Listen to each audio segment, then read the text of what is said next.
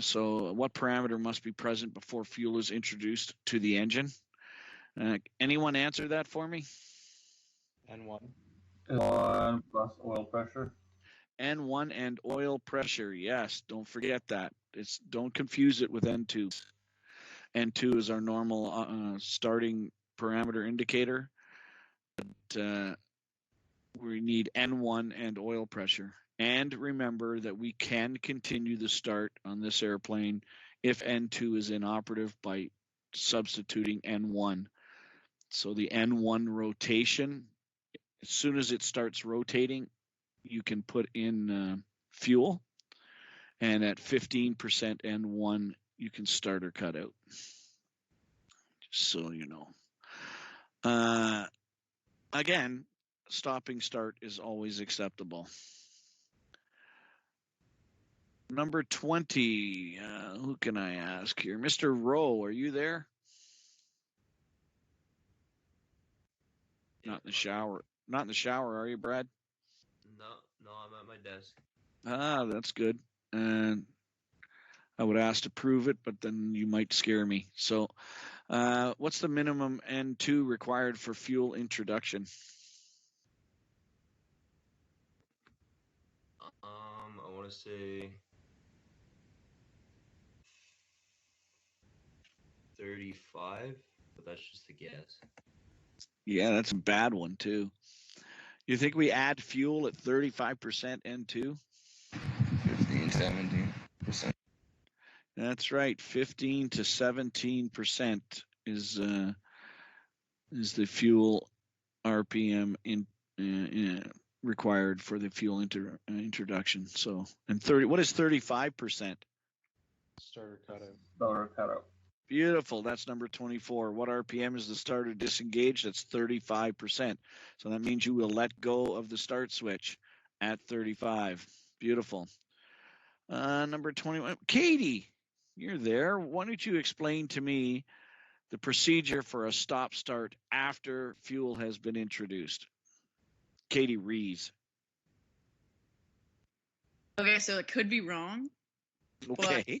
I think you just do you reduce the fuel.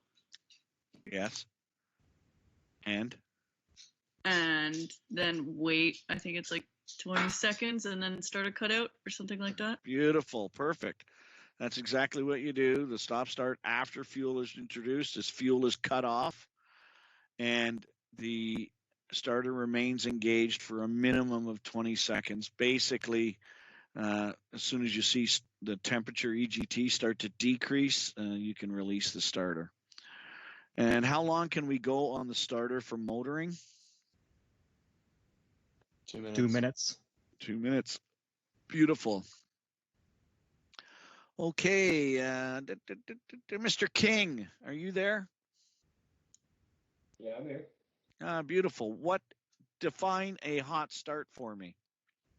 When the EGT rapidly increases to its max and potentially. Beautiful.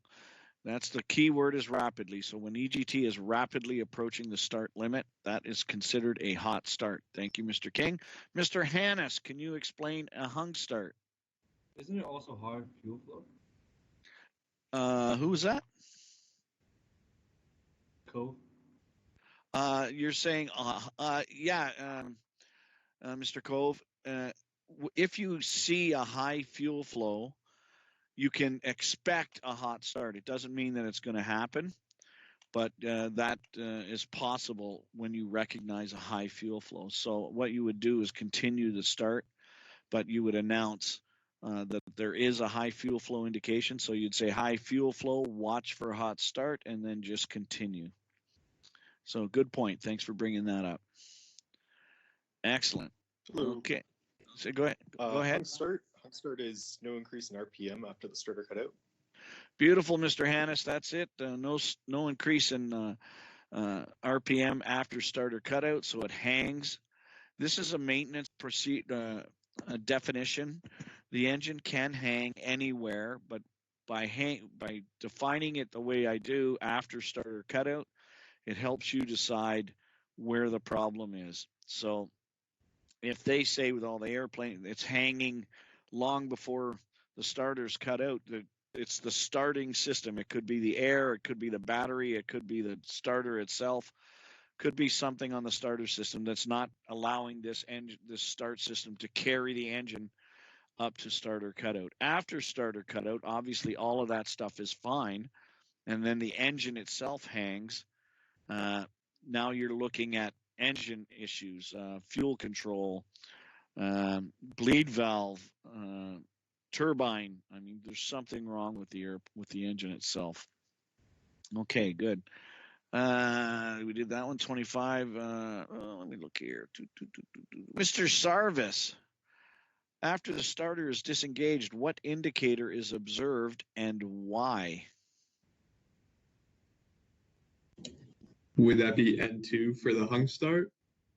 No, after the starter is disengaged, which indicator is, this is a normal start. Nothing's wrong. What are we looking at? So I let go of the start switch. What's the first thing I should see? And why? I'm unsure of this one, Dar. Okay, Mr. Schonert, could you tell me?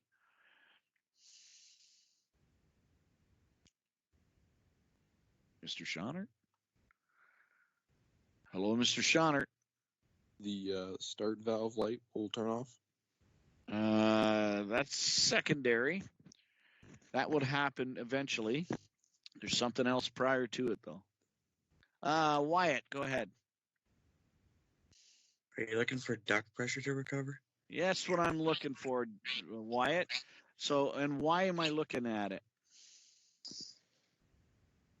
I don't know why. I just know it's got to recover. If it recovers, what is that telling you? Like guaranteeing telling you? Evan, go ahead. Sorry, Dar, can you hear me now? Yeah, I can hear you. Okay.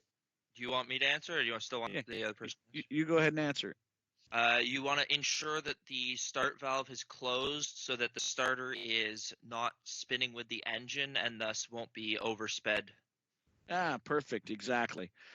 That's exactly why we must disengage the starter. So the duct pressure recovery tells me that the start valve has closed and the starter is disengaged. The start valve light also tells me that. So there's two separate things, but the duct pressure would be the first thing, and it's the real time thing.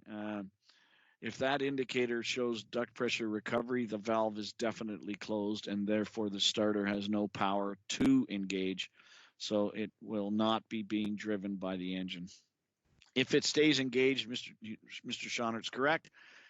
The engine would go up to idle, and the starter would basically double its RPM, and you could end up with an explosion. Evan Hart, have you got your hand up for a reason? Sorry about that, Dar. I'll turn it off. That's okay, bud. Okay, this number 26. Who can I? Mr. Miron. I got you there. Are you there?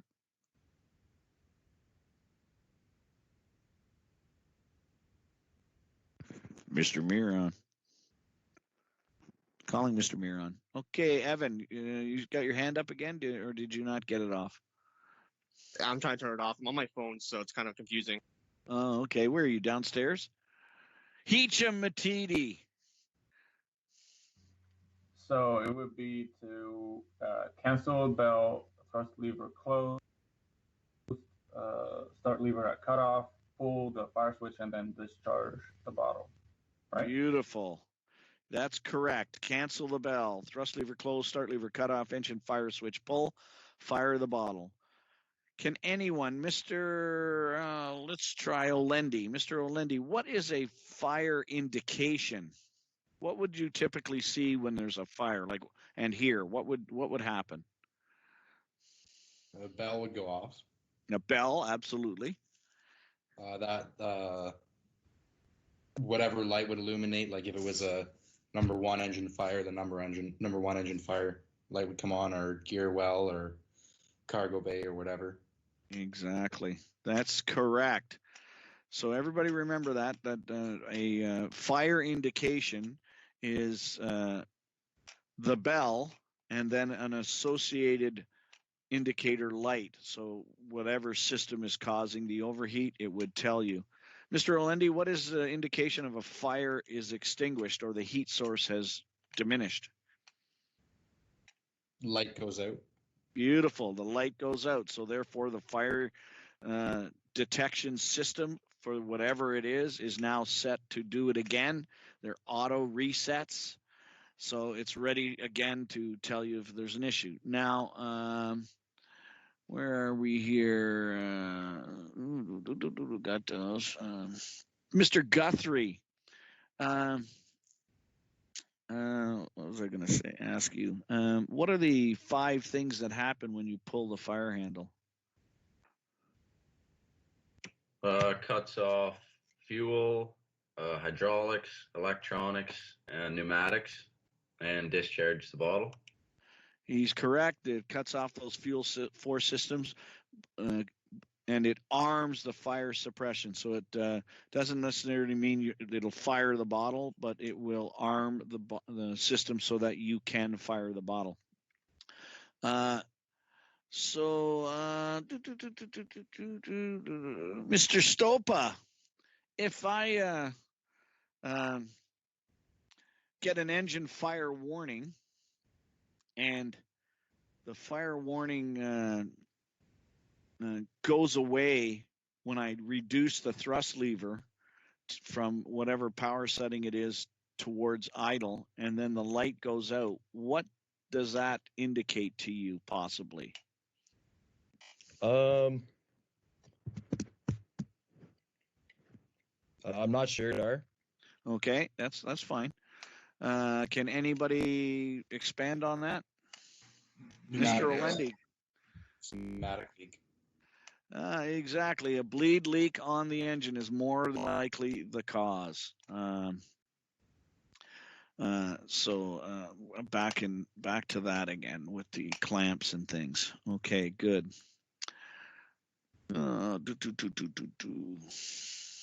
Okay.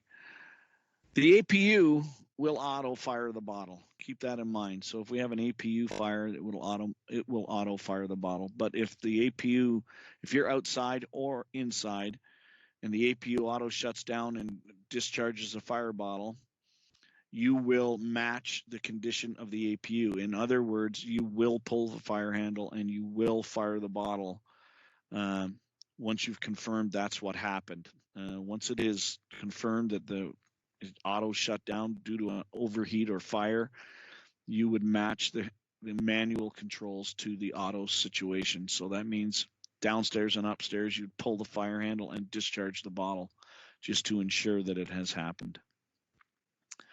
Okay. Does anybody have any questions about this stuff? Good. Hey, Dar. Yeah. Could you let Evan in? Can I let Evan in? Yeah, he left because his hand wouldn't go down. I wish I could, but he's not showing up as wanting to return. Okay, he's right beside me then, so. My phone. That's fine. I know you're here, Evan. So, if you want to leave, that's up to you. Okay, I'm just kidding, kids. Fine. Last thing I need is all of you ripping out of the room right now. Yeah, see you later, Dar. Have a good day. Okay, bye-bye, guys. Enjoy yourselves. Okay, Heecham, is your hand still up for a reason? Nope, disregard it. Yeah, that's okay. Thanks. Okay, let's get out of this for now. I want to show you this. If it comes up, come on. There it is. This is the rubric I'm going to use today. So one page. This is the whole rubric. So like I said but previously, don't panic. This is just an evaluation at the time. The pre-start preparation. So just so you know what I'm going to be, ticking the box on is the external safety inspection that you cover it all. The internal safety inspection is covered well. and the external walk around is done well. So, unsatisfactory basically means you missed everything. You didn't have a clue. Second attempt is you didn't miss any real safety items, but you would just be able to do it again. I don't think we'll get to that as long as everybody absorbs what I'm talking about. And satisfactory is just that. You met the standard. So the before start will have the same thing. So what I expect when you get in there is when we're sitting in the seat, I'll say, okay, your flow's done. Just basically tell me what you're going to do. So you're going to be in the right seat. So it's really simple. It's just your cockpit side, your radio. I think the right side is set to the tower. But anyway, just make sure your seat's set up where it's supposed to be. And, so when you get in, adjust your seat so you can reach everything. Don't get in it and sit like if you're the size of Katie Rees. You need to be able to reach the controls. So adjust your seat accordingly. The guy in the back. Oh, sorry. Go ahead. I said all the way to the front and all the way up. That's correct. There's a few of us that'll have to do that. And then there's some of you that won't even fit in the seat. So, you're Bring a phone book to sit on. Yeah, you're 6'5". Who is it? Who was having trouble? Oh, I think it was Evan. Evan, massive. He gets in there and he's kind of dwarfs everybody in there. It's not a physique massive. You're just a big kid, Evan. Okay, so the before start flow is what I'm talking about. I've already talked the right seat. I'll do mine in the left seat. The back seat, we want to make sure that when you get there that the number 2 tank boost pumps get turned on.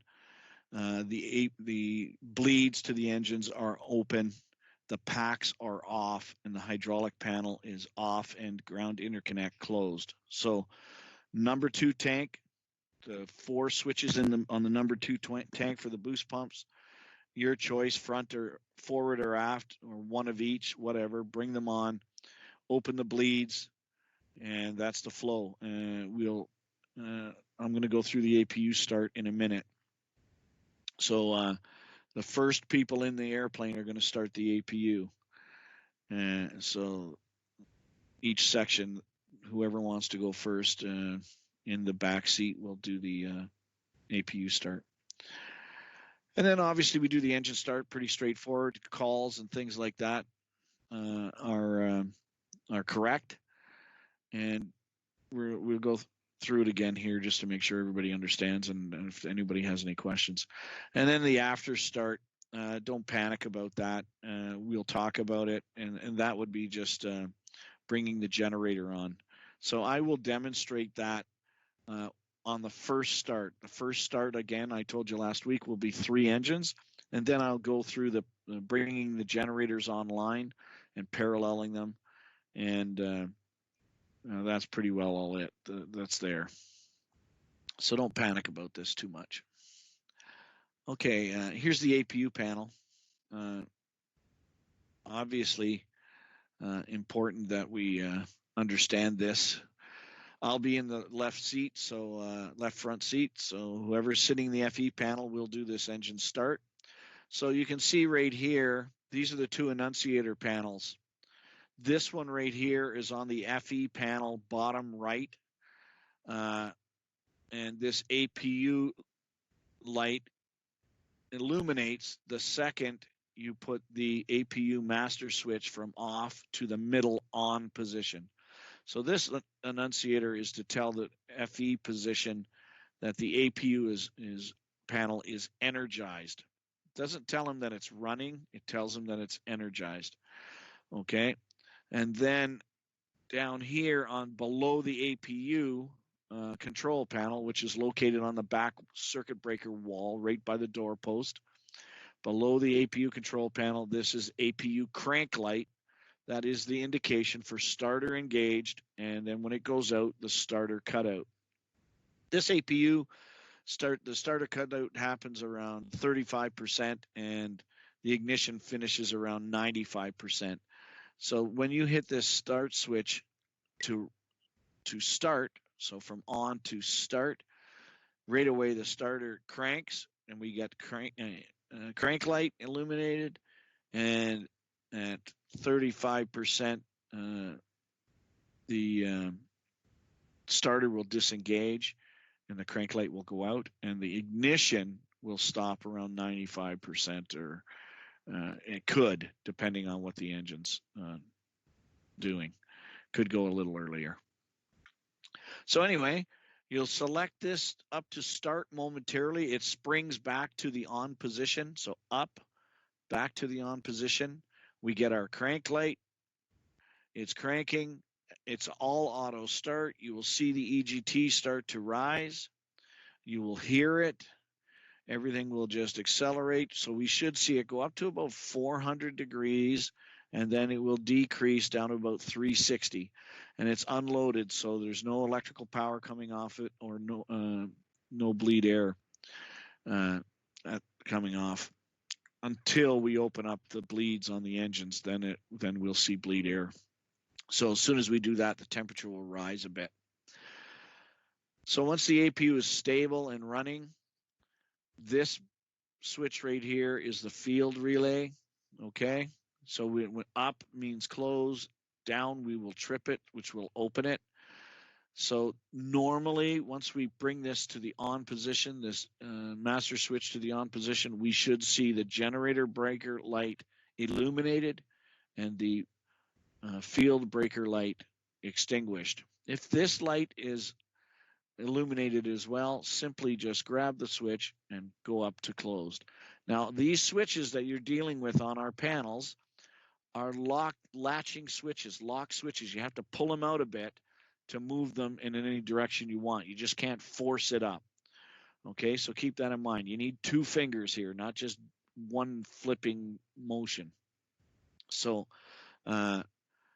make sure that happens. So make sure this is extinguished, this is illuminated. When we get into the start, everything's running. We go to our FE panel and we check the volts and frequency coming from the APU generator. And if it's within 400 cycles plus or minus 10 and 115 volts plus or minus 10, we can close the generator breaker on the APU. And when we do our engine run, that's what we're gonna be under the APU electrical panel or power. And you should always do that. You should never operate the airplane with electrical power separate from the APU and pneumatics separate. Like if everything's normal, if the APU's on, we should have it powering the airplane. And when we do our engine start, etc., have that power. You don't want to have separate power in case it drops off or whatever, and you don't notice it. You could cause a problem. So once the APU is up and running, we'll make sure our bleeds are open. We should see a duct pressure of 40 psi, unloaded minimum, and if it's loaded, it'll be 20 on our duct pressure when we start the engine. Also, we'll probably fire up a pack or 2 just to make sure they all work. I'm going to actually talk to Brett before we get out there and make sure that he hasn't taken any oil or changed any oil out of those things. So also when you guys get out there, do a walk around the airplane right away, please, and pull all the rags and out of everything. There's the rags in the equipment cooling duct, and there's rags in the inlet for the packs. So we'll just fire them up just to give them a go and give you an idea how loud this airplane really does get. So having said that, please, everyone bring ear protection to the aircraft. And when you're standing outside, there will be some noise. Also, when we get in the cockpit and we're ready to go, we're going to need people in front of the airplanes to be our ground personnel, so we can get clearance to start the airplane. So keep that in mind. I'll be looking for people to do that when they're standing around outside. Okay. This is just something. Where is it? I got it over here, actually. Is it here?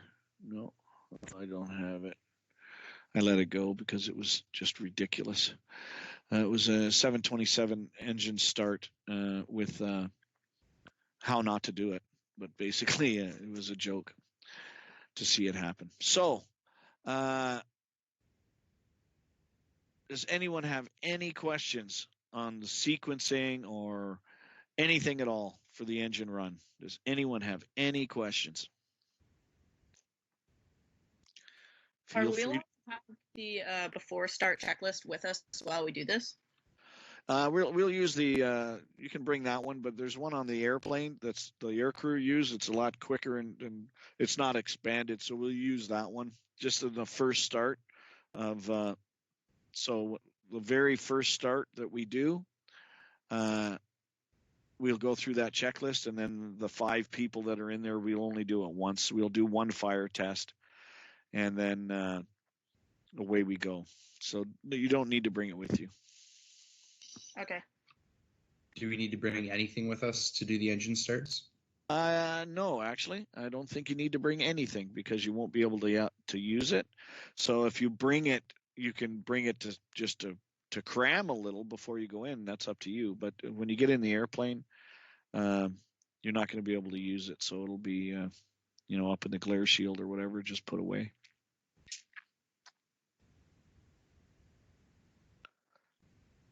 So everybody's comfortable. Some of the people last week were pretty terrible with their limitations. It's got to be better this week, guys. And remember, I'm going to be asking some questions about the abnormal procedures, what you would expect to do when something happens. Just the ones that are listed there. So I expect it to be SOP when we get there. Okay. That's it. Anybody, nothing else? Because I got nothing else for you. Next week, I'm thinking we're going to spend time on the airplane doing some work, cleaning it up, getting it ready, putting it to bed. So the cowlings are all open. We're going to service everything, make sure it's up to speed, and put it to bed for the summer. And that'll all we will be doing. Will I be able to reach that bungee cord on engine? What engine was on? That you said? Number 3. I don't think you will. With You're going to have tallest ladder, or will I need the steps? The steps will be fine. If you just use the steps, they're easier. Thank you for doing that. Yep. So no questions. If there's no questions, you can leave. You live by the sword. Bye-bye. See you later, Dart.